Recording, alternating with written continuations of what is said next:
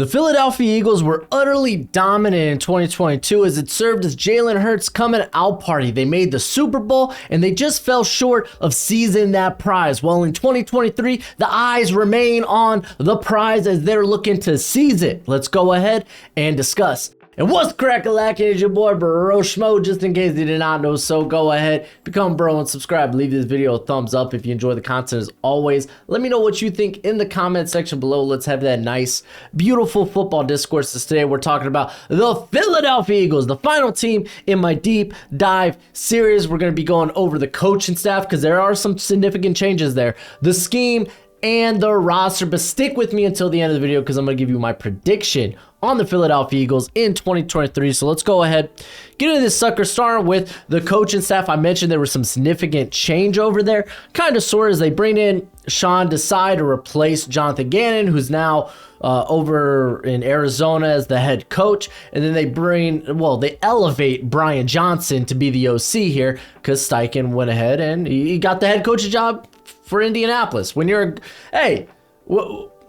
good, your staff and your roster is gonna get sniped. That's just how it works. But this is pretty interesting because Nick Sirianni has done a very fabulous job, I think, here. Because keep in mind, with the Colts, he wasn't the play caller. It was Frank Wright. So he brings over Kevin Patullo as the passing game coordinator, and I think a lot is going to stay the same when it comes to this offense and what they want to do, whether it's Brian Johnson calling the plays or Patullo. I mean, I'm sure there's going to be some good contribution from them both when it comes to the play calling. What we're going to see from this offense specifically, going to be much of last year, pro spread, RPO heavy, a lot of inside zone. They like their motion, they like their play action. I think they were in the top 5 or top 10 when it came to draw. And I mean, that's not surprising. You got a running quarterback. They ran a lot of counter. I mean, you want to get those nasty guards involved. Keep in mind, man, like we talk about this coaching staff, you got to talk about Jeff Stoutland, one of the best, if not the best, offensive line coach in the game today. So, of course, yeah, I got let my hog mollies get some action. So, yeah, they ran a lot of counter. They ran a lot of draw. Shouldn't be surprising. That's what we're going to typically see with the offense. Brian Johnson, again, former QB coach here, and really his only OC experience comes from the college ranks with the Houston Cougars. You got the Utah Utes, and last stop I think was Florida. So I don't think much is going to change offensively. It's really defensively, though. I think we are going to see a lot of the same things schematically when it comes to coverage, because Desai is a former Vic Fangio assistant, as he was under Vic Fangio in Chicago before he went to Seattle. And if you're familiar with the squad, yeah, you had Gannon as the DC, but Vic Fangio was a consultant. He played a heavy hand in what they were doing defensively. So we're going to see the quarters. I think they were actually ran the most quarters in the league last season, or at least they were exceptionally high in terms of how often they ran quarters. And I don't think that's going to change. Maybe where it changes, maybe quarter mat. Because again, quarter is just this big umbrella term because you can do a lot of different things with that. So, because, I mean, you could go quarter, half, and stuff like that. But I think they're going to stick strictly. We're going to see, again, predominantly quarters. But where things may change is with the front, right? Where they may actually move towards this 3-4 defense. I mean, they already got the big hog molly Jordan Davis. He can sit there in the middle and just eat space. So I really do think maybe they lean more rather into they had this kind of like multi-front that leaned more towards an even front. Last season, I think maybe they lean more into a typical 3-4 defense as far as what it will look like up front. But man, this is a very, very good coaching staff, and I'm very excited. Howie Roseman has done a fabulous job as we get to the roster, just acquiring talent and just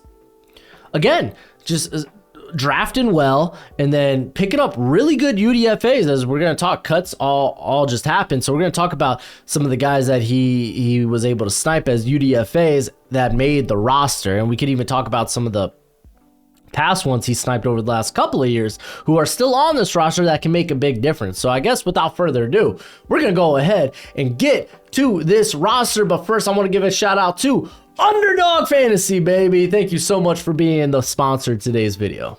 Underdog Fantasy is currently one of the most premier fantasy betting apps, and they got a best ball tournament with $15 million in cash prizes. So if you sign up at Underdog Fantasy using promo code Broshmo, they will match your first deposit up to $100. Remember, use promo code Broshmo when you sign up at Underdog Fantasy, and they'll match that first deposit up to $100. Dudes, the NFL season kicks off next week, and if you like betting football, there's not a better place to do it than Underdog Fantasy. As well, if you like best ball leagues, they got a ton of them. They got Best Ball Mania, that's up to $15 million in cash prizes. So if you want to take part in that, go ahead, check out Underdog Fantasy. But as always, bet responsibly, my friends. Let's go ahead, get into this offense. As hey, fly offense, fly.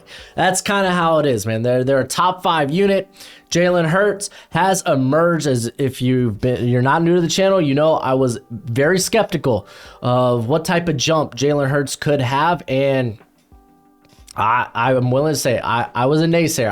I was hesitant to say he's the guy, and then last year he beat the pants off of that notion. He looked really, really good. I mean, they did a lot of things schematically that helped Jalen Hurts out a ton. Again, RPO heavy, but that's fine. The guy's accuracy on the intermediate to underneath got vastly better. It really did. And Hurts, he's just a weapon, man. What he could do with his feet, it was just phenomenal. They went out, got him a weapon in AJ Brown, who during the season, I think his contested catch rate was like 60-some%, extremely high. So yeah, they got him weapons. This offense, it keeps humming. They got one of the best offensive lines in football. We'll get to them in a moment, but Jalen Hurts is just fantastic, and I think he's trending upwards. This is an offense that's not afraid to take their deep shots, as they were among the highest, I think, in attempts of 20 plus yards or more, and Hurts was fine at that 38% in terms of adjusted completion percentage. That's an all right number. That's all right. Like typically your elite guys are in the like 45, 44, maybe even the 50 range, but I mean that's talking like high end. Like 38's a fine number, but it's really in that short to intermediate where he is just, or that short where he's really unstoppable. 85% adjusted completion percentage. He had like 6 touchdowns on passes of that long. So it's like, you know, this guy is very productive in the red zone. He can get better in the intermediate. That's probably the one kind of fault right now in his game, but he is trending upwards. He was absolutely fabulous. This team had him, I think, around 39% in terms of play actions, which kind of probably includes a little bit of RPO game. But yeah, he's just dangerous, and they scheme him well. Jalen Hurts is phenomenal. Talk about the receiving core, as Dallas Goedert was solid once he got back to full health last season. I think he was banged up for a couple of games. Devontae Smith, AJ Brown, just one of the best tandem in football. AJ Brown kind of making a case for himself as being the best receiver in football. I think we need to talk about him in that light. I mean, yeah, I think Justin Jefferson's probably is the best receiver in football, but like AJ Brown, I think is comfortably in that top 5. And I remember he was like my top wide receiver coming out of that draft. I absolutely loved AJ Brown. I loved what he did in Tennessee, and he's just so dangerous after the catch. And Devontae Smith provides that as well, as both these guys had 15 forced missed tackles or higher. So they're creating after the catch, which just helps out the quarterback a ton. Dallas Goedert had 7. So you got a really good trio there. And then they add Zacchaeus to be kind of the slot guy here. They still have Quintez Watkins as the vertical option. I think Zacchaeus, they really wanted him because they wanted to be able to attack that short to intermediate where he's just very effective. So they snag him. Watkins is going to be more of a like package guy, more of a, okay, we want the long shot, we want the big body, go in there, get it done. So yeah, man, the receiving core is just phenomenal. We could let's just go ahead and talk in depth about what they currently have on the roster, as Jack Stoll has been a really good special teamer for this squad. They have Grant Calcaterra, who honestly would have been probably could have gone higher in the 2022 draft if not for injuries kind of screwing his career up a little bit, as he was there in Oklahoma, had to go to SMU, and just I think it was concussions mainly with him. So he's a fine target. He's a fine pass catcher that they have. They add Albert O in a trade, who's just this guy that can tear it up from the seam. So from a receiving perspective, they're very, very scary, but Stoll and Goddard are going to be your guys that are capable blockers. So that's your tight end 1, that's your tight end 2. They have very good receiving backs in DeAndre Swift, who kind of the big concern with him was another guy with injuries, and then you kind of saw when he came back healthy for the Lions, he was on a pitch count, and I don't know what his touches are exactly going to look like, but I think Kenneth Gainwell, someone they really like, is gonna have a heavy hand in this running back rotation, specifically what he can do in the passing game. He had over 230 yards receiving just last season. So those are two very scary home run potential backs. They really, really are. And we could kind of I guess we could just go ahead and start talking about the run game here, is talking about first the running backs that they have on the roster, as they were able to get Rashad Penny at a good price. And when healthy, he has been really good. That's a problem, though, when healthy. He's a former first-round pick. Keep in mind, Boston Scott is just a solid committee back to have. He's there on the roster, so I think the run game is going to continue to be solid. Yeah, I don't think they really have a guy that's a Miles Sanders tier, but they have good contributors in that group. They really, really do. And I mean, if we're talking the run game, Jalen Hurts, one of the he's not like a Lamar Jackson, but he is capable. He's probably that next guy who is just very capable as a running quarterback. Someone who also, the last season, when it came to 3rd and short or 4th and short, their QB sneak was gaining 3 yards, insane. They were unstoppable. So they kind of enabled them to go for it on those situations. But I mean, a lot of that is because of how good these blockers were, how good the offensive line was. Thank you, Jeff Stoutland. Let's go ahead, just run over, because I know the biggest gripe here probably will be I have Tyler Steen as a starter at right guard. Currently, Cam Jurgens, the Beef Jurgens, is listed there. And I think Jurgens is probably more of a center, and he's just kind of waiting for Jason Kelce to go off into the sunset. I mean, Jason Kelce, he's still playing at a high level. He's still one of the best centers in football. You can make a case between him and Creed Humphrey, who I talked about in the last video. But Kelce's still playing at a high level despite, what was he, I want to say he's 33, 34. How old are you, Mr. Kelce? 35, going on 36. You're older than you thought. I thought he was closer to his brother Travis, because I think Travis Kelce's 34. Regardless, I think Jurgen will eventually be that heir apparent at center. So maybe Steen, maybe they do let Steen just kind of sit as this swing option, the 6th tackle, though they have Driscoll, who they really also like there when you really get into the depth, which we will in a second. But Steen, I was a big fan of, especially if you pictured him more as a guard than a tackle. He played tackle both for Alabama and Vandy. I'm just a big fan. Landon Dickerson's been very solid. Another guy that could probably also play center if you want him to, but they've played him the last couple of years at guard, and he's been fine. He has been solid. Love it. So regardless, whether it's Steen, whether it's Jurgens, I think they're pretty solid there at the right guard.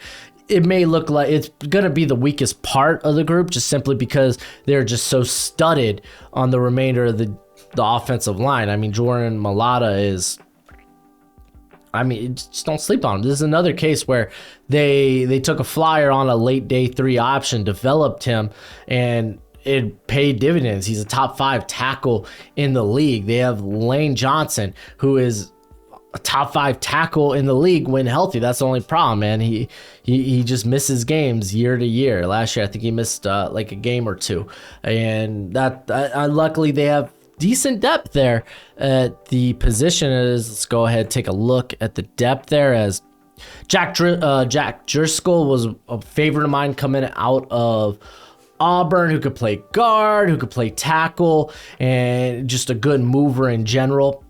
He saw like almost 400 snaps last season. Like, is he like, no, he's nowhere near like the quality of what you have in Malata and Johnson, but he's very solid in his own right. Fred Johnson comes in here, played for Cincinnati for a little bit, and honestly, he's looked good when called upon. I think he's good depth at this point. So they look good. They look good in terms of the depth. Maybe add another guy, maybe. I don't know. We'll see. Regardless, this unit is amazing. They have one of, if not the best offensive line in football. They have one of the best wide receiver tandems in football. They have a top 5 tight end, and Jalen Hurts, again, I think he will just continue to get better with this squad. The offense looks mighty good. Fun fact, the defense looks good too. Let's go ahead and talk about the defenses.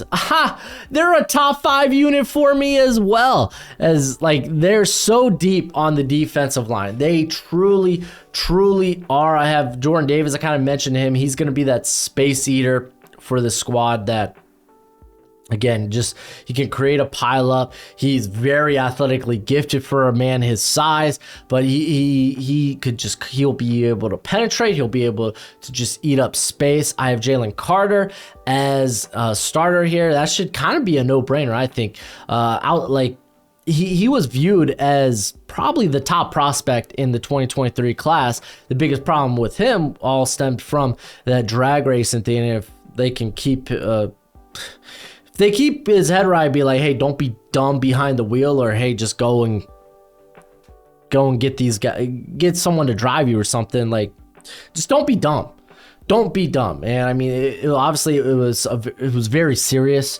What happened is you had a teammate, a staffer, die in a crash that resulted from he was drag racing another car. I don't really want to get into that. We kind of talked a lot about that during the draft process, but very serious, and hopefully that weighs on him and stops him from making just another dumb mistake like that.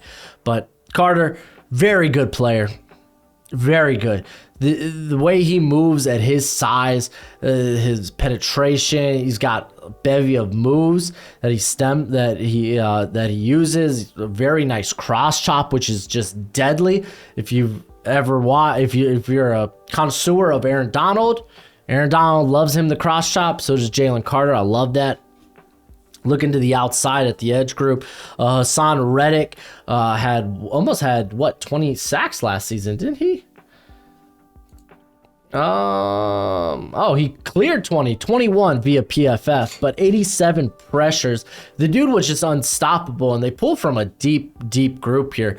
Brandon Graham looks like he's caught a sack and win, but another guy who's kind of up there in years, and he has a motor that just doesn't quit. I love Brandon Graham. If you want to get to the depth of this squad, let's go ahead and do that. As looking on the outside, you do have Josh Sweat, who kind of had a breakout year last season, as he had 51 pressures, 15 sacks. I think the Eagles had like 4 players that had double-digit sacks, which is just a ludicrous number. They still have Derek Barnett there. I don't care. I mean, he's requested a trade. He just kind of hasn't really developed since his rookie season, but they did draft Nolan Smith, who probably becomes the heir apparent to Hassan Reddick. Just a steal at the back end of the first round. Patrick Johnson, if you remember him from Tulane, another guy that just has really good explosiveness, really good athlete. Going to the interior there, Milton Williams, who could play outside, could play inside, kind of has this like inside like 4 tech or maybe a penetrating 3, but he could also kind of serve as like a 3-4 end. A big fan of Milton Williams, another really good athlete there. Marlon Toi Peloto, who is solid in the middle there, like good depth. I liked him coming out of USC. If you didn't know, he is the older brother of Tuli Toi Peloto, who is with the Chargers. Dude, Street's still playing. That's kind of wild. So solid depth. Moro Ojomo ends up making the roster. I was a big fan of him. Little undersized, not much, but he's got really good length. He knows how to use that length. Very good run stuffer, and he kind of emerged last year as a pass rusher. That was kind of the shtick for the Texas interior players like Keandre Coburn and Ojomo. Things just start clicking for them as pass rushers. But Ojomo probably won't even see a ton of snaps this year, end up just being a package player. But still, like the depth looks mighty good for the defense here. As we get to the linebacker core, I'm so glad that they kicked Nicholas Morrow to the curb, which, I mean, it's not great that, you know, he's out of a job, but like, he's not that good of a starter. And it's going to be Zach Cunningham, who's a very good coverage player. Very, very good. Nakobe Dean now takes the reins as the just the head honcho, the QB of the defense, something we know he did there at Georgia, and he did well. He slipped because of injury concerns. I'm a big Nakobe Dean fan. How many snaps did Dean have last year? Just under 50, but I mean, I expect him to kind of like break out, or at least break onto the scene. They have Christian Ellis as depth, but yeah, I'm very happy. They're probably going to add more linebackers. I imagine they want to go into week 1 with at least one more linebacker. I don't know. We'll see. When it comes to coverage, man, they bring back one of the best corner tandem from last year. At first, it sounded like, oh no, James Bradbury, they're probably going to let him sign elsewhere. They're bringing him back. Darius Slay sounds like he's going to get traded. He gets released, and they work out a deal. Like, just a phenomenal job by Howie to be able to retain both those guys. And yes, they're getting older, but they have good depth behind them that they're developing, which we'll talk about in a second. Those guys, they were last year, they were just phenomenal. Both Bradbury and Slay. In the slot, you got Avonte Maddox, who things just clicked for him now that he became solely a slot player. We kind of saw that last year and the year before. So that's a good slot player that they have there. They do have guys that could come in and play in the slot if they really need it, but I mean, for all intents and purposes, this is Maddox's job and no one's touching it. Looking at the safety crew, Reed Blankenship, UDFA, out of Middle Tennessee. I was a fan of him, but injuries really did cost him during his later career with the Blue Raiders. And he came on the scene and he looked really, really good. Like, this is a dude that can cover a lot of space if you need him to, and this was the perfect scheme for him. I'm glad now that he comes in here as the starter. So here's another example of Howie identifying talent, bringing them in, and being able to produce in a smaller sample size. Like, the dude did have like 300 snaps. They bring in Terrell Emmons, who played really well in a contract year, but prior to that, I didn't think he was that good. But as long as you keep this cat in the box, I think he's fine. If anything, I think they have the heir apparent behind him, but you get what you're hoping is a not more reliable, but not even proven, but someone who is coming off a good season, and you're hoping could come in and contribute for this squad. But let's talk about the depth that they have behind them. Sidney Brown, they drafted so well. I love the Sidney Brown pickup. I kind of like battled between making him the starter, but I think he's going to see like 400 snaps next season, or this season, I should say. This dude is like, he's built like a bowling ball, and it's like he's shot out of a cannon. He flies everywhere on the field, and he he will throw his body around. I think honestly, if they want, they could throw him in the slot if they do have injuries to the slot. So like I think we're gonna see him on the field quite a bit. Justin Evans is gonna be a good special teamer. We go to the cornerback depth. Keely Ringo, someone who for a lot of people, me included, early on in the draft process was a first rounder. Kind of had not an ideal season, but you could say like the dude's a really good athlete, and he just ends up falling, and they're like, yo, let's pick him up. Snagged him. Awesome. He's on the roster. As they develop him, Josh Jobe, who didn't test well coming out of Alabama, but he was a good technician. Is kind of serves as depth here. Eli Ricks, honestly, better prospect than Jobe, and someone who should have been taken I think day 2, ends up going undrafted, and how he's like, nah, bring him in. This guy's talented as he was solid for Alabama after getting past the shoulder injury. Rumor is that the shoulder injury played a part in him not getting drafted. But we saw what he could do at LSU. He goes to Alabama. Like his first game as a starter, he looked really good against Mississippi State. Next game, LSU, there was up, there was downs, but all in all, I thought he was solid during the season. Just a good job identifying talent. Mario Goodrich, kind of surprised. I thought he was probably going to be a late day 3 pick in 2022 coming out of Clemson. They grabbed him, and now they've been developing him, so they feel good about that. We can go ahead, take a look at who's on the practice squad, because these are the guys that will get called up. If crap hits the fan. Mekhi Gardner, big bodied guy out of LSU, formerly of Louisiana. There at the corner position, probably could play anywhere in the defensive backfield.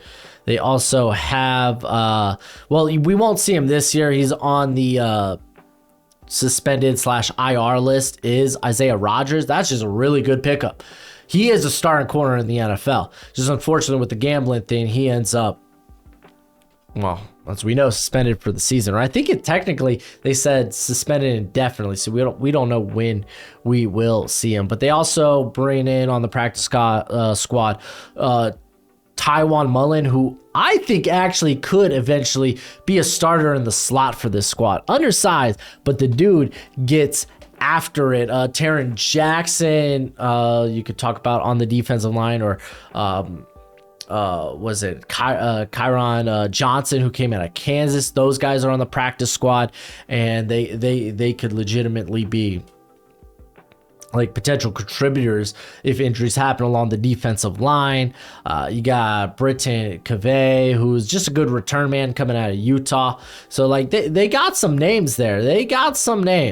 So this defense, they good. It's rinse and repeat. Even if they do have a slight scheme change up front, I think that plays to their benefit, because their defensive line is very flexible in that regard. So I'm feeling really, really good about this Eagles squad. Unfortunately, like not as much to talk about now that cuts have happened. Because normally I'm talking about a lot more players, but now that cuts have happened, it's like, okay, we know who's going to be on the roster. We know we could at least have an idea of how the rotation will work, and maybe we can project what may happen. So speaking of projecting, let's just go ahead, get our predictions for the Eagles going into 2023, as I have this squad going 14-3. Yep, they're going to be just as good last year. They're also helped by having the 9th easiest schedule in the NFL via my projections. This is a really, really good squad. I do have them going 4-3 against playoff teams. Their only losses are against playoff teams. We'll get to the game by game in a minute, but I have them as my Super Bowl winners. I think maybe they go back this season, and because again, it's not like they play in the AFC where it's like you got like five viable teams as Super Bowl contenders with a lot of teams as viable playoff teams. It's not like this battle royale. in the NFC, you're probably looking at maybe the Niners and the Cowboys as potential like Super Bowl contenders that are just layered with talent, and then maybe like a couple other teams like the Vikings, the Lions, the Seahawks, who will be contending. They're just really good squads. So, and you can even say the Giants, who are also in the division there. So I got them going 5-1 in the division.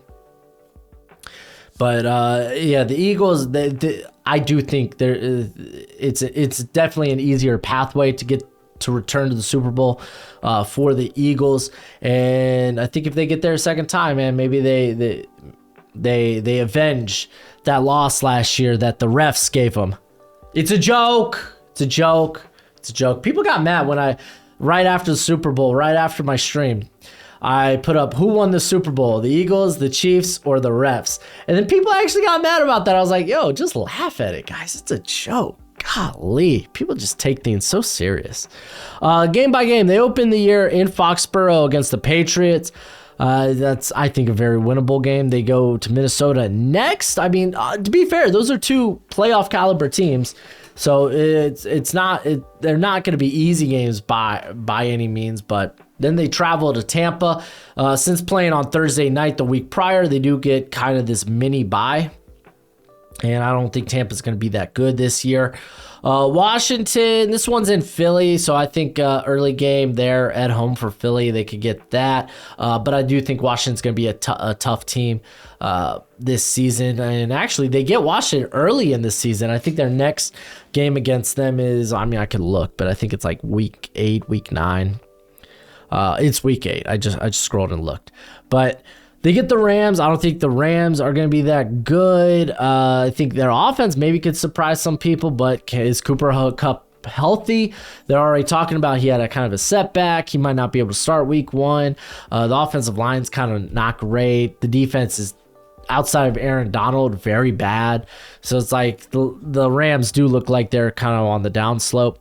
You got to go to MetLife, face Aaron Rodgers. I think this is Aaron Rodgers' revenge season. So I think that could be where the Eagles see a loss. You can make a case for the Dolphins, but you have to travel to, is it still FedEx Stadium for the Eagles? I can't remember, but I'm a Dolphins fan, by the way, so I'm giving the Eagles a win here. So unbiased content here on Broshmo.